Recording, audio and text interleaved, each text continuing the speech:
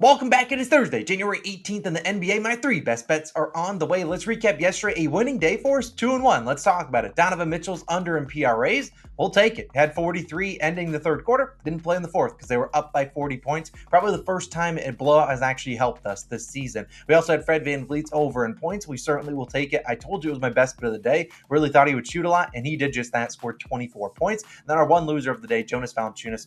Bro, I ain't betting Jonas Valanciunas probably for a while. If I've taken his props as his unders, because I don't know how he only shot 3 times against the Hornets, but shame on me for trusting Jonas Valanciunas. But a 2-1 day, let's continue that momentum, and hopefully we can turn that into 2 straight winning days. We got 3 picks today, technically only 2. I'll talk about one hard lean that I will have at the end of the video, and if they do give me a line that I do like, it will be added down below in the pinned comment, so definitely check that out. But we're going to dive into the first pick. It's going to be a guy that a lot of people don't love, and I understand why, but let's talk about Josh Giddey. I like him to score 10-plus points. Is over 9.5 points, currently minus 125 on FanDuel. Now, this was under, how FanDuel, if you're on FanDuel, you have the 10, 15, 20. If you take 10-plus points, that's what you'll get this a minus 125. However, his line is rotating between 9.5 and 10.5.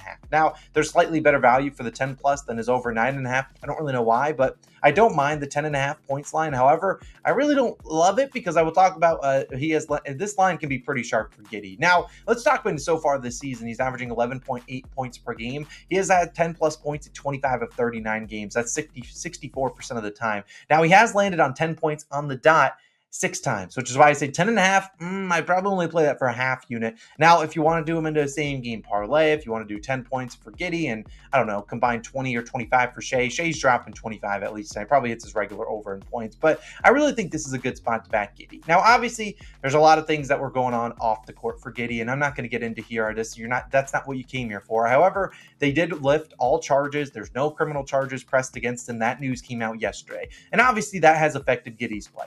He's obviously not played a ton of minutes this season. And I mean, you got all that weight on your shoulders off the court. Hard to really focus on basketball. Now, with that off his shoulders, maybe he plays a little bit more free today. And heck, I don't think it's going to hurt him that he had that no criminal charges pressed yesterday. And this is his first game post that. But that's also not why we're on Giddey. It's not just we're like, oh, hey, he doesn't have criminal charges, he's going to ball out. No, but we talk about Giddey. He is under actually in 2 straight games with 8 and 9 points. So getting real close. Shot 2 for 8 and 4 for 9 from the field. This season, he really has not had consecutive bad games. In fact, he has not had 3 straight games where he scored less than 10 points. So that's on our side here today. Normally a great guy at bouncing back. It's not like we're asking him to score 25 points. It's 10 points. He can do that in a half, honestly. And he's actually played really well against Utah. His last 6 games versus them, he scored 19, 18, 18, 24, 17, and 12 points. Now, those first 5, I don't really want to look too hard into those because, well, he was playing a lot more minutes in previous seasons. But the 12 points came this season. He did that in 24 minutes, which is about what he should play. And he did it on 11 field goal attempts. He also nearly had a triple-double, 10 rebounds and 8 assists. Now, the Jazz have actually played really well defensively over the past few weeks. They've been playing really well in general. However, what I think they're going to do is if SGA starts driving, they're going to have to converge on him and try to double him. And I think the guy that they're going to double off of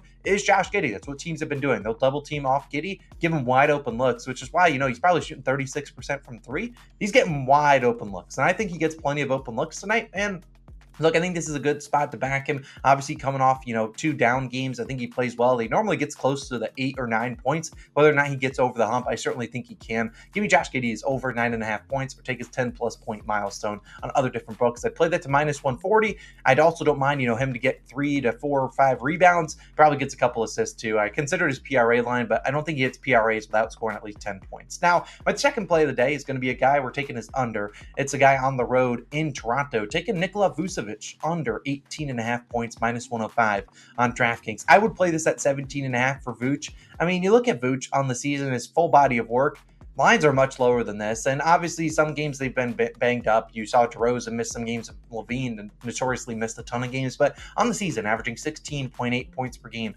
He is under this line in 22 of 37 games played, up 59% of the time. Now, actually, if you look at recently with Vooch in the lineup, he's going to get really, really good volume. In fact, his last 5 games, he's had 18, 17, 12, 17, and 19 field goal attempts. Ton of volume. However, he's still gone under in 3 of 5 games, and the 2 games he went over were against the Spurs and Hornets, 2 teams that suck against defending centers. Now, you look at the Raptors, who will be out here today. They have an interesting lineup. Obviously, Jakob Poeltl is out.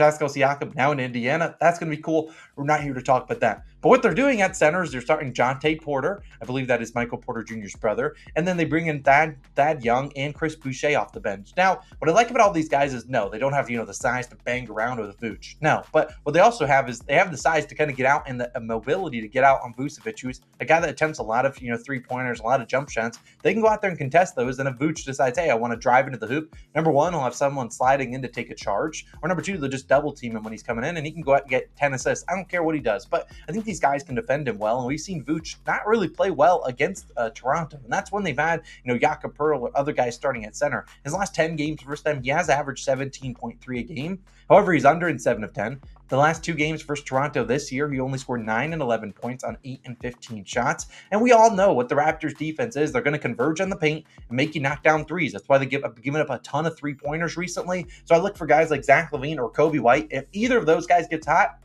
Vooch, you ain't getting the ball. Also, you got DeMar DeRozan. If he gets hot, you ain't getting the ball, and he's returning to Toronto, where we know there is a chance he could just be like, all right, guys, this is a game for me. Let me turn up. That can happen. So we really look at Vooch, basically the fourth option on offense here, and I just don't think there's a lot of points to go around, and not the greatest matchup for him. We saw yesterday Bam Adebayo, 16 points on only 13 shots. Bam's typically a little bit more aggressive than Vucevic, so I think the Bulls, who could be a little bit shorthanded today, Andre Drummond is expected to play. Maybe Patrick Williams doesn't play. I don't really care too much about that. If Vooch plays a lot of minutes, he could be a little bit more winded, and maybe he's not missing it. He's not making his shots too. I just think this line's a little bit too high for Vooch, so give me his under 18.5 points, my second pick of the day. Now, my third pick is going to be one that actually I can't solidify and say, hey, this is definitely going to be a play, because I don't have a line for this guy. And I'll talk about why we don't have a line. I'll talk about what I would play him up to. Now, let's talk about Julius Randle's over in points. Now, like I said, no line for Julius Randle right now. Why? Because the Knicks are on a back-to-back, and there is a chance Jalen Brunson does not play.